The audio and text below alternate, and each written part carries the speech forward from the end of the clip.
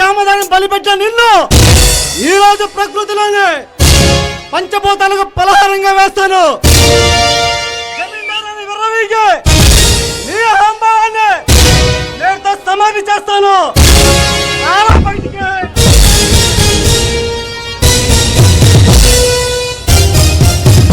ఎవరు? ఏం కావాలి? నా పేరు అశోక్. ఓ మీరా, మీరేంటి ఇక్కడ ఉన్నారు? ఈ దివానం మాదే. నేను రుద్రమరాజు కూతుర్ని. నా పేరు దేవి. అయినా మీరేంటి మా మావయ్య గారిని అసభ్యంగా మాట్లాడుతున్నారు? మర్యాద లేకుండా. కామంతో కళ్ళు మూసుకుపోయిన ధర్మదాంధుడైన దుర్మార్గుడైన ధర్మ మీ మావయ్య. ఆయన ఇంతకీ మీకేం అపకారం చేశారని మీరు అలా మాట్లాడుతున్నారు? ఎందరో కన్న పిల్లల జీవితాలతో ఆడుకున్న వాడిని మర్యాదగా పిలవమంటావా? చెప్పు. చూడండి, మీరు మాట్లాడుతున్నది మా మావయ్య గురించేనా? అవును, వాడి గురించే. మంచితనమైన ముసుగులో అమాయకురాలైన తల్లిని ప్రేమించాలని నమ్మించి ఆమె సర్వస్వాన్ని దోచుకొని నా జన్మకు కారుకుడైన ఆ నయవంచుకుడిని అంతం చేయడానికి వచ్చిన వాడిని. ఏమిటి మీరు మాట్లాడుతున్నది? నాకు అసలు ఏం అర్థం కావడం లేదు. చూడుదేవి, నీకు అర్థం కావాలంటే ఆ ధర్మగాడు ఎక్కడున్నాడో చెప్పు. చెప్పకపోతే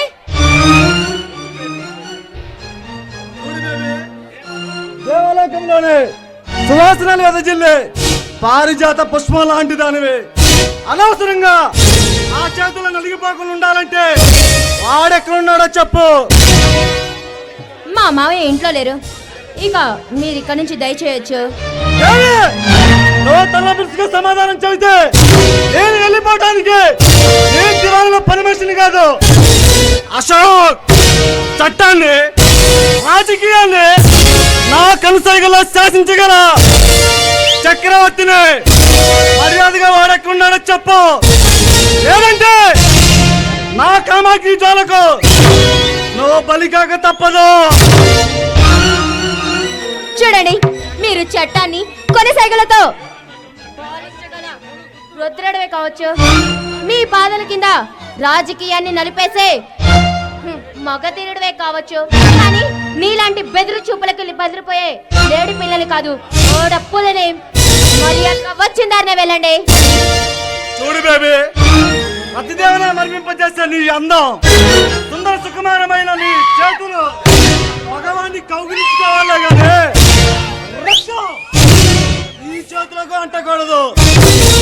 వాడెక్కడున్నాడో చెప్పు, లేదంటే నా కామాగిరికి నువ్వు బలికాక తప్పదు.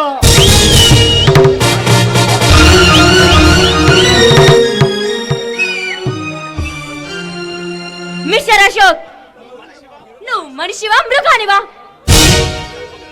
ఎంత పొగరే నీకు! నా వంటి మీద చేయి వేసిన మొట్టమొదటి ఆడదాని నువ్వే. ఇక నిన్ను ఆ భగవంతుడి దిగి వచ్చిన నా నుండి కాపాడలేడు.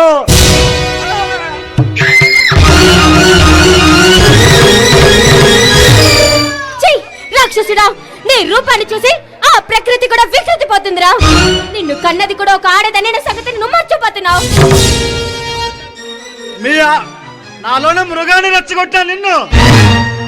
మీ ఆ భగవంతుడి దిగి వచ్చిన నా నుండి కాపాడలేడు.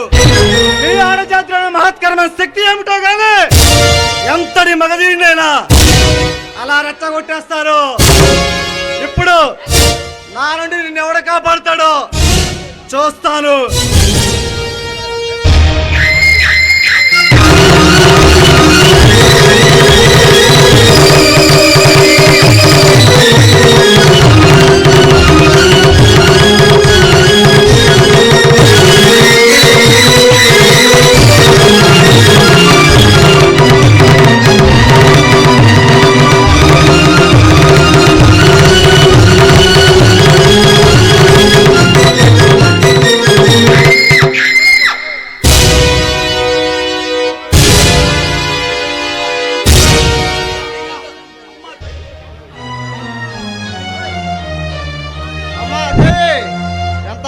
దిగిపోయిందమ్మా.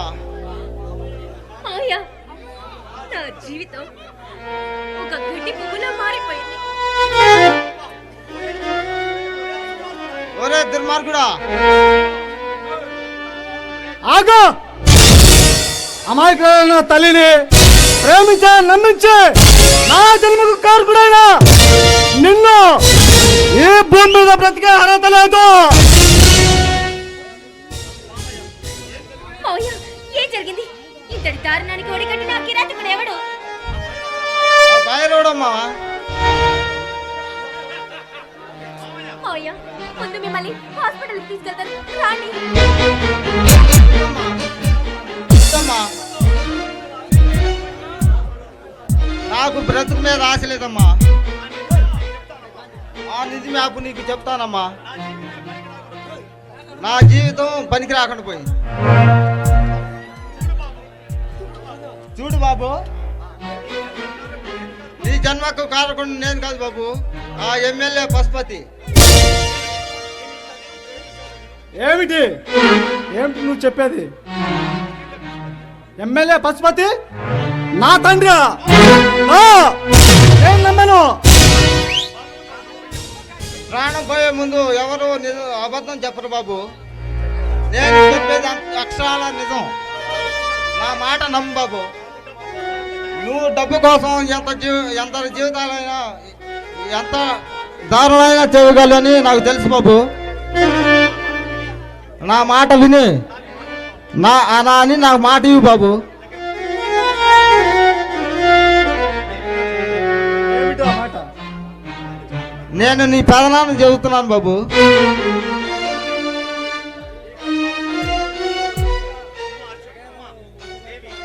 అమ్మా దేవి, నీకు వజ్రాలు లాంటి భర్త దొరికాడు. ఇంతకాలం నా తల్లిదండ్రులు కానీ చెత్తగుండిలో పడవేసిన నీచురాలని మొత్తం ఆడజాతినే ఆశ్రయించుకున్నాను. నా వల్ల జీవితం కోల్పోయిన దేవికి తోడుగా ఉంటానని మీకు మాట ఇస్తున్నాను. చాలు బాబు. మావయ్య, రండి, ముందు మిమ్మల్ని హాస్పిటల్కి తీసుకెళ్తాను. నేను ఇప్పుడే వెళ్ళి డాక్టర్ని తీసుకొని వస్తాను.